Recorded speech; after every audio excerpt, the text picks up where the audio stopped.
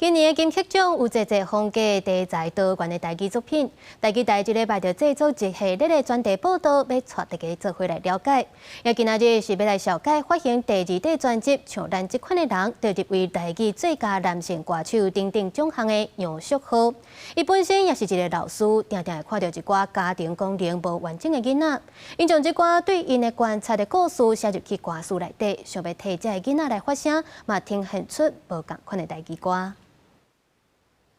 无人听的囡仔，大爱的陪你无算啥，大汉的时间安怎变化，无人讲会听。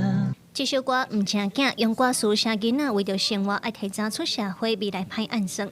杨淑豪唔但是音乐创作者，嘛是劳动高尚的中文老师。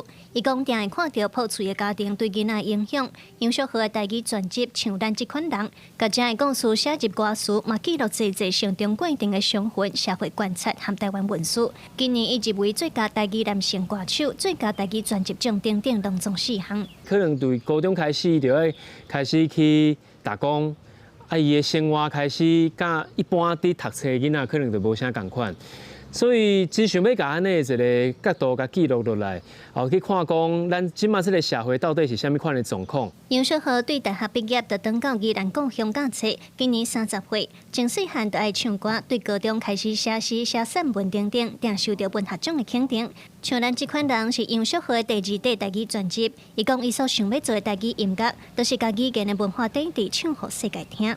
金曲奖这的台语专辑百花齐放，我感觉我代表的某一个部分，就是我想要将台语这个文化，用我现代我学习到的流行音乐的这个一寡know how也好，还是技巧也好，想要甲语言的文化。 表达的特殊性，放入我的音乐内底。杨淑豪表示，学生会听伊的歌，嘛希望透过音乐替家庭功能无完整的囡仔发声。伊嘛甲专辑内底最后一首歌《混着》当作是送予学生的毕业歌，希望鼓励囡仔唔通惊青春时期目掉的土沙甲运命的伤痕。双脚要去踏，心爱抓好定，过去。 今晚拢顺行。记者卢尚如、郑俊佑宜兰报道。